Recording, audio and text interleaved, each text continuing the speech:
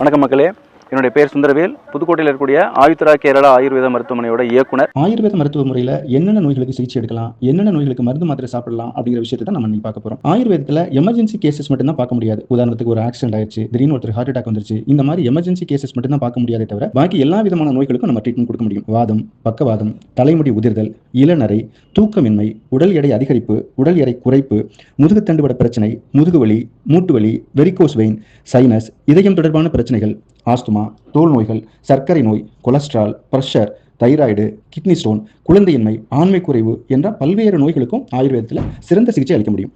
உண்மையை சொல்ல போனோம்னா இவ்வளவு நோய்களுக்கு ஆயுர்வேதத்தில் சிகிச்சை இருக்கு அப்படிங்கிறது நிறைய பேருக்கு தெரியல.